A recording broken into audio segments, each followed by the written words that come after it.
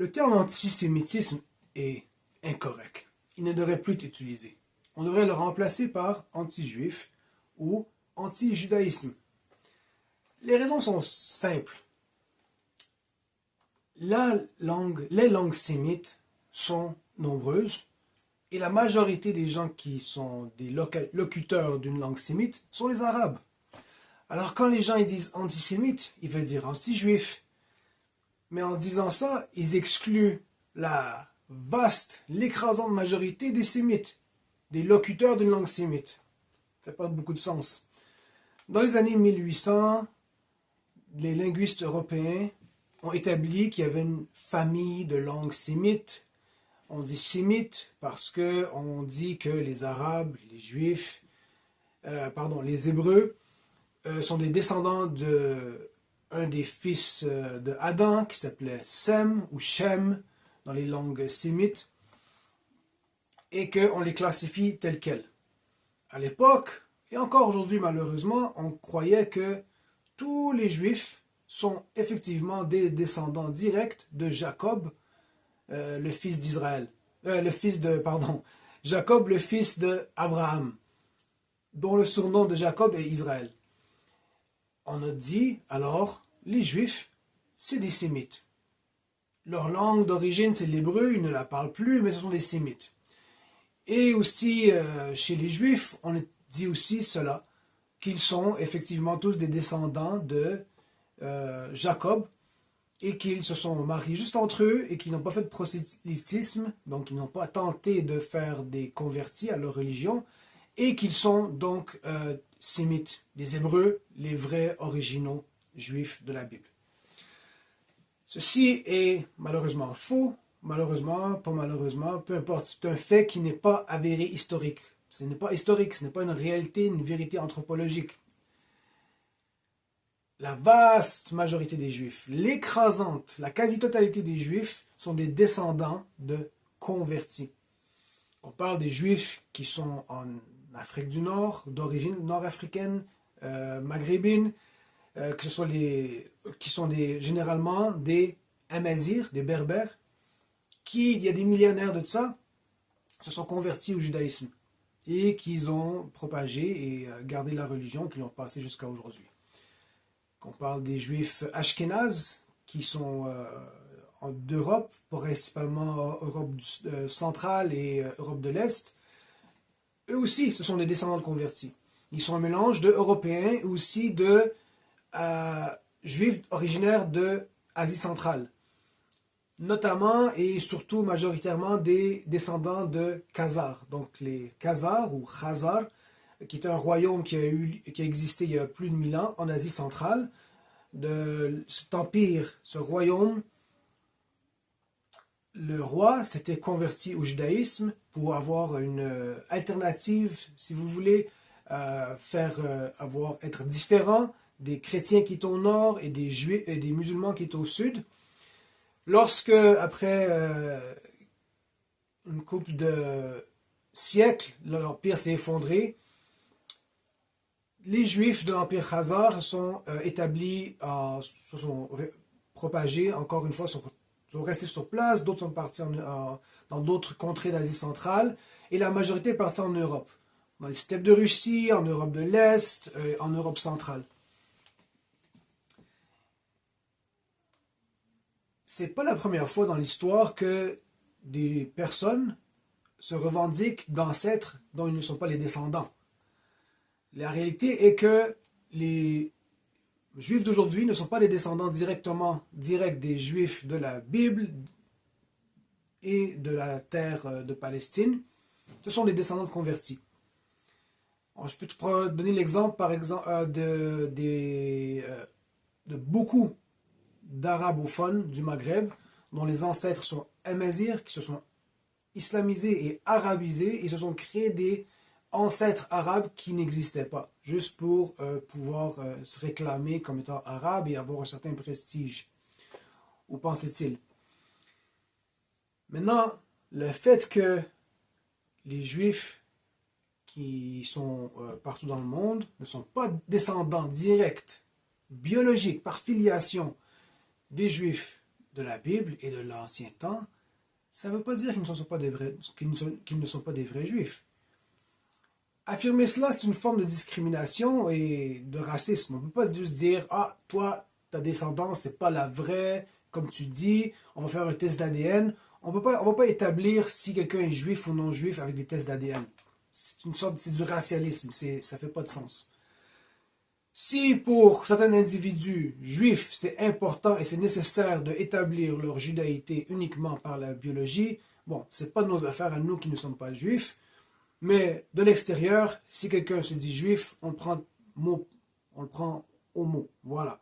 Mais la réalité historique, la réalité factuelle, c'est que la totalité des juifs, sauf une petite minorité, ne sont pas des descendants des juifs qui vivaient en Palestine il y a 2000 ans. C'est important donc d'établir les faits et de dire les bons mots. La vaste majorité des Sémites sont des Arabes.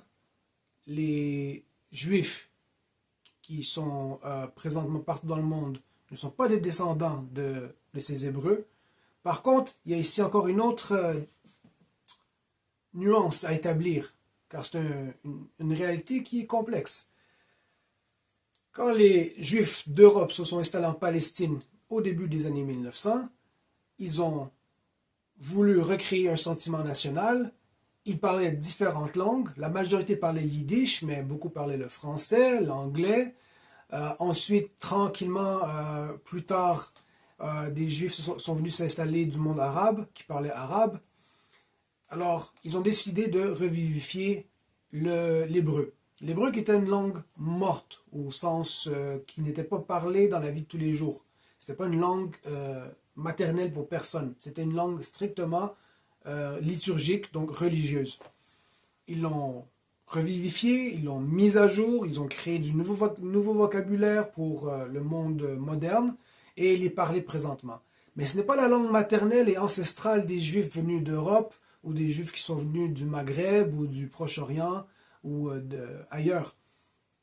C'est une langue qu'ils ont acquise et qu'ils ont pris pour eux. On ne peut pas dénier le sentiment national des Juifs d'Israël se sentant comme Juifs et parlant la langue hébreu.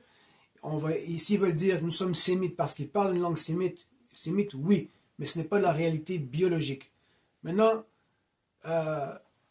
tout ça, c'est des nuances qui sont peut-être inutiles. Moi, ce que je suggère et que je pense que la meilleure chose, c'est qu'on utilise anti-juif et anti-judaïsme pour qualifier les racistes. Et le racisme anti-juif est tout à fait inacceptable. Et donc, il faut qualifier ça avec les bons termes. Et il faut aussi prendre soin d'établir les faits pour ne pas laisser les sionistes utiliser des faussetés historiques pour justifier le vol de la terre de Palestine des autochtones, des indigènes de Palestine, les Palestiniens, qui, ironiquement, si on veut aller strictement dans le sens biologique, ce sont eux les descendants des Juifs de la Bible. Pourquoi? Il n'y a pas eu d'exode massif de centaines de milliers de Juifs lors de la chute du lors de la destruction du deuxième temple, en 50 après Jésus-Christ, suite à la rébellion des Maccabées.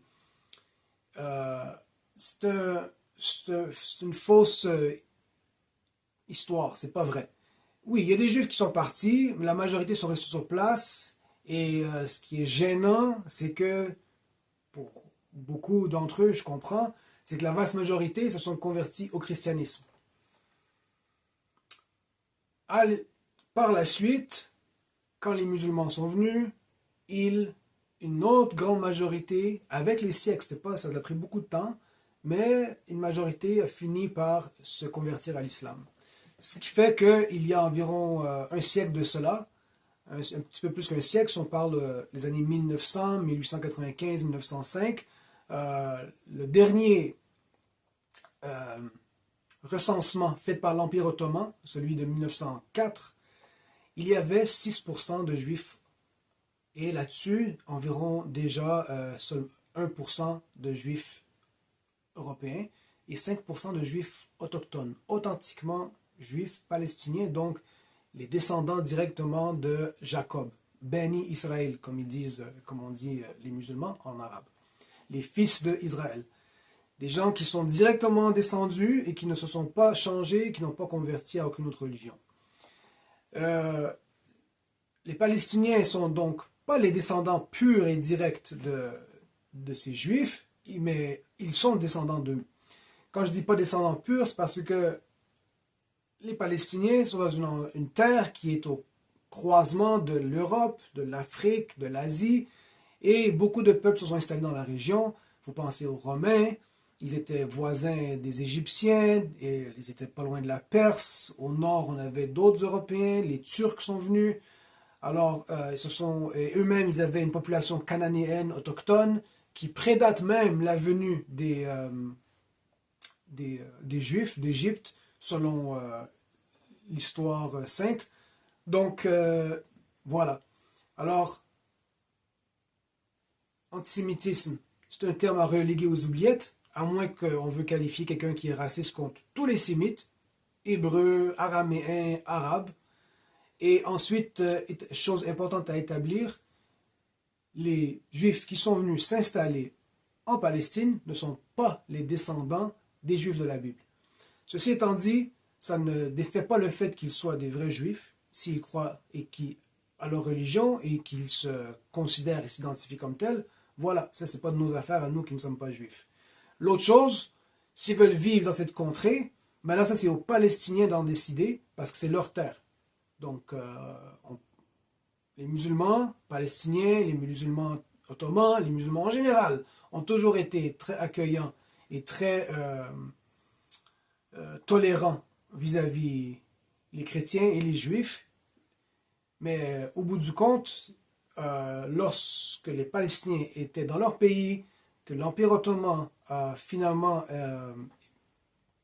cessé d'être, lorsque l'Empire ottoman s'est effondré, dû à différentes raisons, ben, l'avenir national des Palestiniens, leur souveraineté, comme pour les autres Arabes, s'établissait dans leur terre ancestrale. Et c'était à eux de voir comment cohabiter avec ces étrangers venus d'Europe. Bref, c'est un sujet pour une autre vidéo. Merci de votre patience et passez une belle journée.